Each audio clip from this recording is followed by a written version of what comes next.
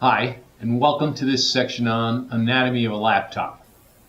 Now, I don't want to get all techie here on you in this section, but there are a few components we need to discuss because we're going to reference them later, and you know how to use them, and in addition, it makes you a little bit better laptop consumer. So let's jump into what I call my section on anatomy of a laptop. Nurse, prepare the patient for his surgery. Okay, let's start with laptop touchpad. Touchpad is used to move the cursor around the screen. This is the left mouse button, this is the right mouse button, and moving your finger around in this area here moves the cursor on the screen. Myself, I like to use an external mouse. I think they're a little more comfortable and quicker at moving around. If you're interested, you can get an external mouse for probably $10 at Walmart. Takes all of 15 seconds to install. This is a CPU, or central processing unit, commonly known as the chip.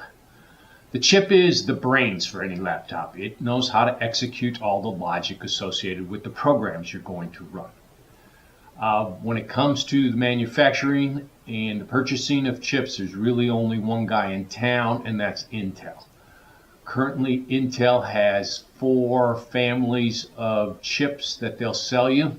I like to use the Goldilocks and the 3 bears analogy. The smallest chip Intel sells is the Atom. Think of it as Goldilocks. Not really strong enough to go in most computers, but is used in most smartphones and tablets. The i3 is Baby Bear. Goes in less expensive laptops, used principally for word processing, internet browsing, email creation, stuff like that. You really don't want an i3 if it comes to heavy-duty spreadsheets or anything like that. It will frustrate you very quickly. Next step up is the i5 chip, Mama Bear. Now we're getting into a chip that has the capacity to run multiple spreadsheets at the same time, multiple applications at the same time, and even do some minor photo editing and even some video creation. If you're going to do a lot of gaming, a lot of video editing, you probably want to step up to the i7. Daddy Bear, this is the big boy on the block. We use him for certainly the big time gamers, and if you're going to do a lot of DVD editing, you want a chip that can keep up with that kind of requirements, and the i7 chip is the one for you. Our next component is the monitor.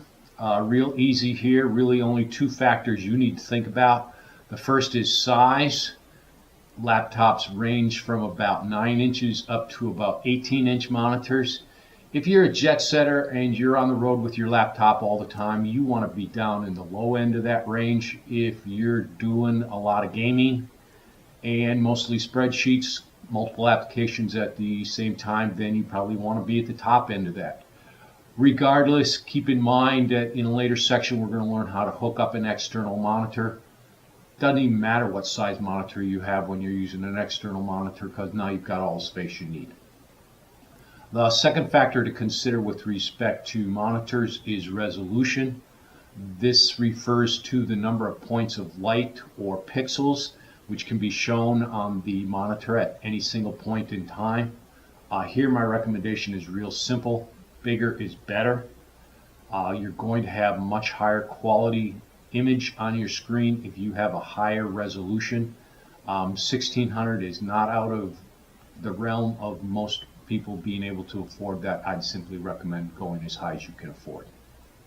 Our next laptop component is RAM, or random access memory. RAM is where your computer or laptop stores information on a temporary basis while you're working on an application. Again, more is better, but this stuff is not cheap, or not terribly cheap anyway. And so I would suggest you're in the 2 to 4 gig range if you're just going to use your laptop for emails and surfing the net and that sort of thing. 6 to 8 gig of RAM if you're into multiple spreadsheets, some light photo editing, some light DVD work, and upwards to 12 to 16 if you're a heavy gamer or are editing DVDs.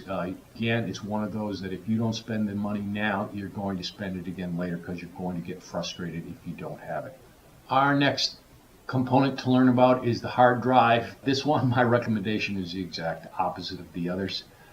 The laptop vendors are now selling terabyte hard drives. It's absolutely ridiculously large. You're never going to fill it up.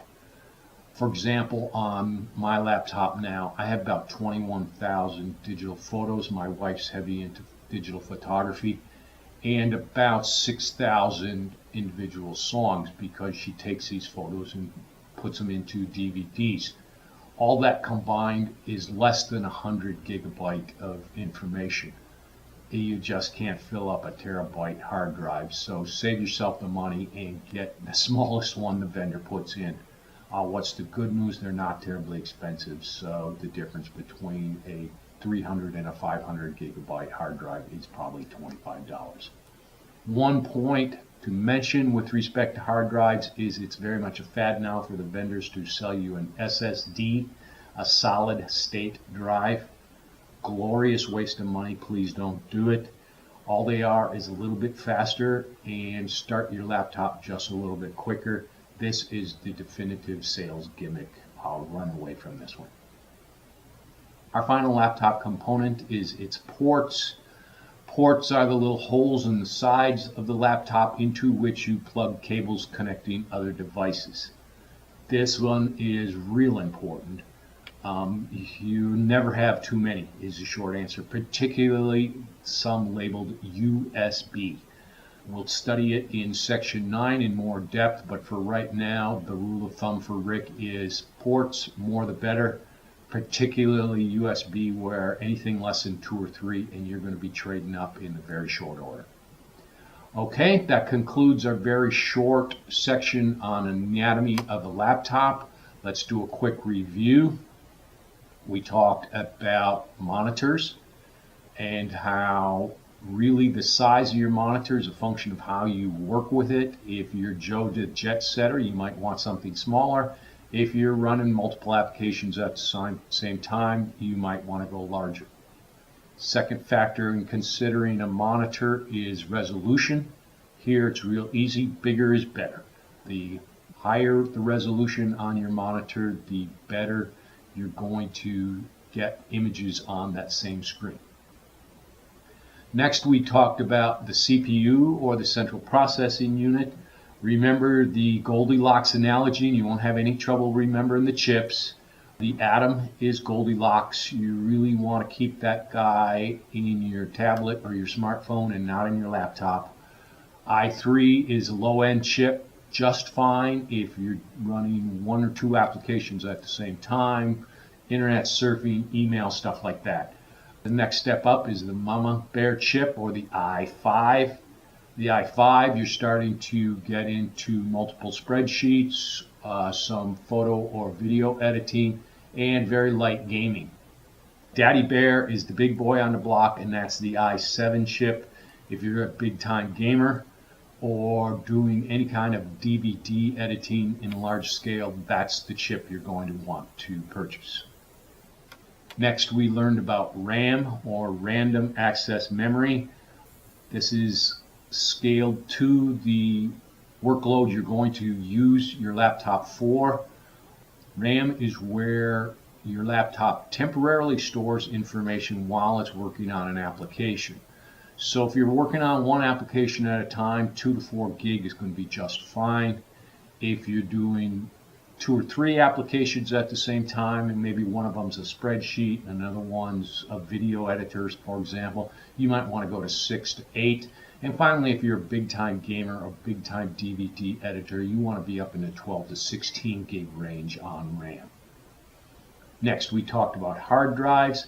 Hard drives is where your laptop stores information on a permanent basis. You shut your laptop off, the files stay on your hard drive until you turn it back on and you're ready to use them again. My recommendation is to stay in the 4 to 500 gigabyte range, but vendors are going so crazy they put terabyte hard drives on nearly all the laptops anyway. What's the good news? It's probably only an additional 25 bucks or something like that. We then talked about solid state drives or SSDs. My suggestion is run away fast, because they are nothing more than a marketing gimmick. And finally, we talked about ports, those little holes in the sides of your laptop wherein you plug cables to connect your laptop to other devices. Again, my suggestion was more is better, particularly when it comes to the USB port type. If you've only got a couple, you're going to be out buying a new laptop next year because you need to upgrade. Okay, that was our quick section on anatomy of a laptop. I know it got a little techie, but it's all good information as we move forward in our next section. So thanks, and keep on learning.